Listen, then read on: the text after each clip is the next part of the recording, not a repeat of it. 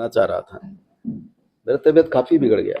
मैं फिर घर में सोया, नहाया, फिर उसके बाद भी ठीक नहीं लगा, शाम को तो नहीं आ पाया।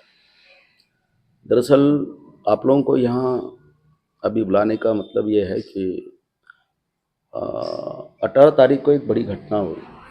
उसके बाद जो घटना आंध्र प्रदेश में दिखाया गया और वो बहुत नाटकीय है, बहुत ही नाटकीय है, और कोई भी आदमी विश्वास नहीं करेगा जो घटनाएं घटी।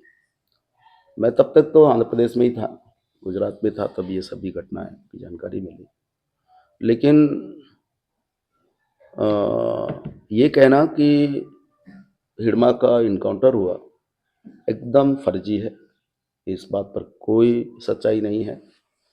उनको पकड़ के मारा गया और कहीं पहले मार के वहाँ पे लाशों को रख दिया गया, बाद में इनकाउंटर स्थल बताया गया, और वो सब सबूत खत्म हो जाए उसके बाद ही मीडिया को उधर जाने देंगे। ये स्थितियां हैं अभी फिलहाल। और वो जो लोग, जितने लोग, उसके बाद और क्या है, अब 18 तारीख को ये घटना हुई, दो दिन बाद कल तो स्पष्ट रूप से पता लगा कि 50 लोगों को अरेस्ट कर लिया गया।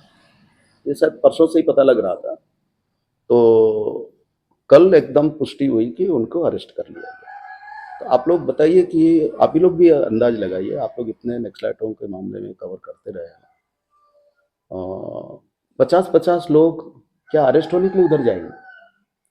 एक सवाल है कि क्यों अरेस्ट होने जाएंगे? कोई बात ही नहीं। अरेस्ट होते तो इधर होते, उधर क्यों होते?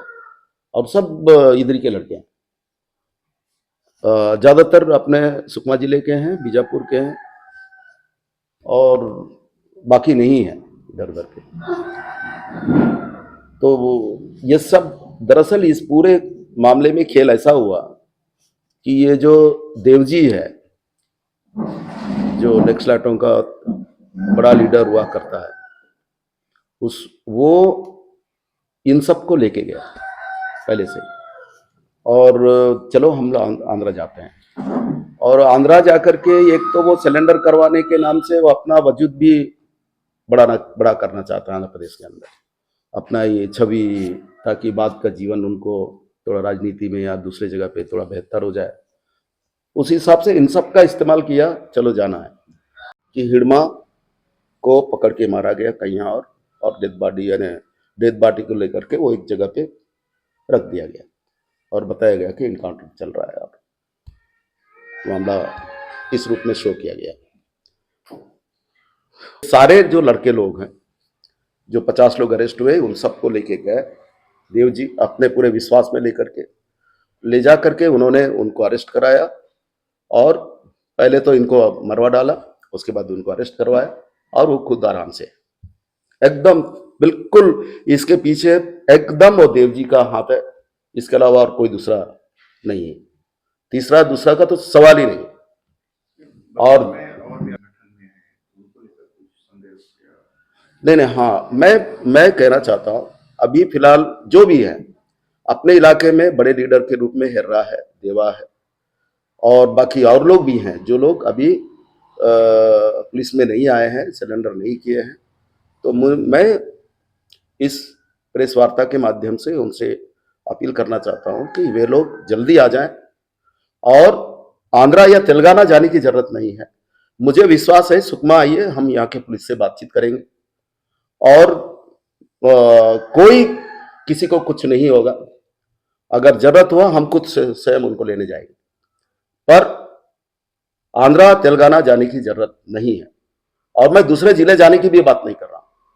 आप कोई भी हो बस्तर के अंदर और दूसरे हिस्से में, तो मैं चाहता हूं कि वो लोग सुकमा में आए, और मैं सारा जो चैलेंज है, जो भी दिक्कत होगा, मैं उन दिक्कतों का सामना करके भी मैं जाऊंगा। मेरा भले तबीयत अभी खराब है, वो लोग आ जाएं, आज आ जाएं, कल आ जाएं, हम खुद ले जाएंगे, और उसका बहुत फायदा उठाए।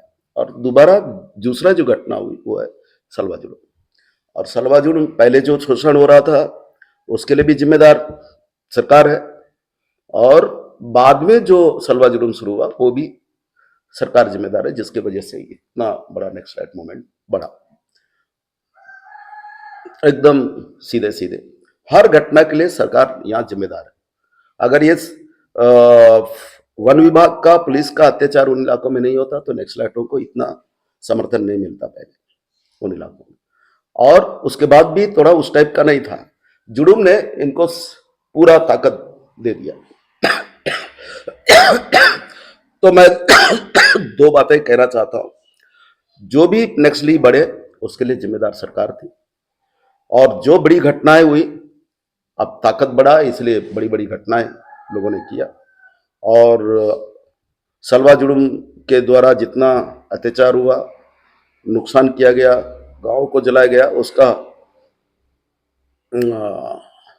प्रतिहिंसा बोलो, जो भी बोलिए, उसका जवाब बोलो, वो 76 जवान और पलमेटा और तमाम घटनाओं के रूप में सामने आता है। यही सच्चाई है। को उन्होंने एक तरह से देवजी ने इनको मरवा डाला, पुलिस को बोल करके इनको मारो। और आप यकीन नहीं करोगे, उनके ऊपर आप जितने अखबार देखोगे आप, सारे बड़ी घटनाओं का मास्टरमाइंड हिडमा। तो ये जो इतने पढ़े लिखे जो लोग हैं, आंध्रा से आए वाले, तेलंगाना से आए वाले, घास छिल रहे थे, इन्हीं लोगों ने तो सब करवाया ना ये सब। और सारा इल्जाम हिडमा, और खुद लोग बच गए और मरवा डाला उसने, और बाकी लोगों को अरेस्ट करवाया ताकि कोई सबूत ना मिल पाए। और खुद आराम से है कहीं, और कहीं ऐसा दिखा रहा है, कहीं वो गिरफ्तार हुआ बताते हैं, तो कहीं इनकाउंटर बता रहे हैं, ना उनका गिरफ्तार हुआ है ना इनकाउंटर हुआ है। वो आराम से है आंध्र प्रदेश का, सरकार का वो मेहमान बनकर। ये एक सच्चाई है, मैं जो आप लोगों को बताना चाहता हूं कि इसको दिखाना चाहिए और लिखना चाहिए कि ये पैक इनकाउंटर है। और देवजी उन्होंने पूरा षड्यंत्र करके इन सबको लेके गया, और हिडमा को मरवाने के बाद सारे इल्जाम जो बस्तर के अंदर घटित हुआ, उन सब का इल्जाम उनके ऊपर लगा। और चूंकि अब मर गया तो वो अपना सामना तो नहीं कर सकता ना, वो जो आरोप लगे हैं वो कैसा स्पष्ट कर पाएगा, बता पाएगा कि मैं ये घटनाओं में था ऐसा। वो निश्चित रूप से अब आप लोगों को समझना चाहिए। अब ताड़मेटला में 76 जवान मारे जाते हैं, उसमें मास्टरमाइंड बता रहा है उस समय रमन्ना, उस इलाके का जोनल क्या नाम, सब जोनल कमेटी का सेक्रेटरी प्रमुख रमन्ना। और ये घटना 76 जवान मारे जाते हैं, उसके बाद वो यूट्यूब में इंटरव्यू दे रहा है, पूरे किसी चैनल को डायरेक्ट फोन पे और सब में बोल रहा है, वो सबको मालूम है। और फिर ये मास्टरमाइंड कहां से हो गया? और तब तक तो शायद ये जोनल कमेटी में आ गया था, पर एक नया नया था, क्योंकि उस समय कल्लूरी ने इतना हवा बना लिया था कि ये देखो आंध्रा वाले आकर के तुम्हारा इस्तेमाल कर रहे हैं यहाँ के लोगों का, और तुम लोग नीचे के नीचे ही हो, बाकी सब लीडर तो वही लोग हैं। कल्लूरी और बाकी लोगों ने, प्रेस के लोगों ने भी ये हवा बनाया, और उसकी वजह से पहला आदमी है जिसको जोनल कमेटी में लिया गया।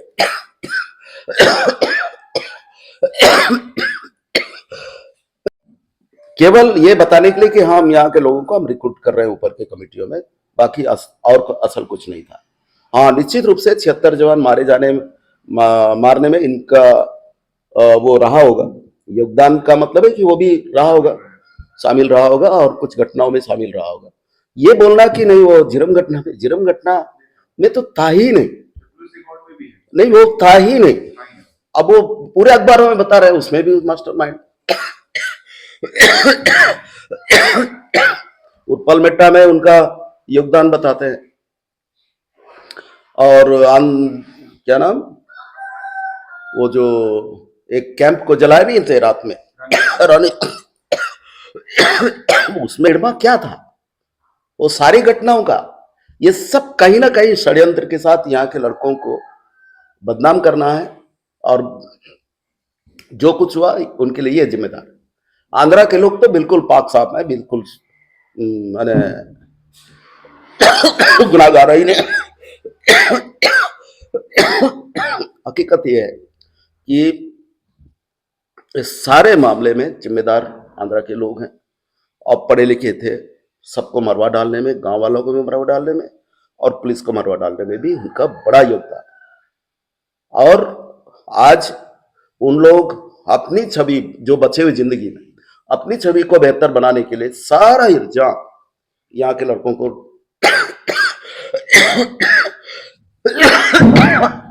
सच्चाई है। और यहाँ के लड़के लोग बिल्कुल लड़ाई में शामिल रहे होंगे, नहीं होने का कोई सवाल ही नहीं रहे, लेकिन ये केवल आदेश का पालन करते रहे। आदेश ये करना है तो किए, वो नहीं करना है नहीं किए, यही हुआ। और हम अच्छी तरह हिड़मा को जानते हैं, मैं तो अच्छी तरह जानता हूं, और वो हर घटना का मास्टरमाइंड हो ही नहीं सकता। और मैं ये कह सकता हूं कि किसी भी घटना का मास्टरमाइंड नहीं है। मास्टरमाइंड तो सब आंध्रा के लोग थे, एकदम कोई बात ही नहीं। और ये सब आरोपित करके, मैं तो अभी इनके बड़े नेताओं से भी कभी मिलने देंगे तो हम मिलेंगे कि ये एक, आप लोगों ने सबसे पहला तो जुल्म इन लोगों ने ये किया कि यहाँ के लड़कों को उन्होंने संगठित किया, हथियार थमाया और बोला कि नहीं हम क्रांति करेंगे, समाजवाद लाएंगे, बराबरी लाएंगे, शोषण मुक्त करेंगे। अब शोषण उस रूप में था नहीं, जो भी शोषण था फॉरेस्ट डिपार्टमेंट का था, पुलिस का था। उनको उस समय जंगल गांव में जाना था, लोगों को घर बनाना था, गांव बनाना था, तो फॉरेस्ट वालों को, 2-4 लोगों को पिटाई किया। और वो एक तरह से फॉरेस्ट वाले जो पहले जुल्म करते थे 80 के पहले, वो बंद हो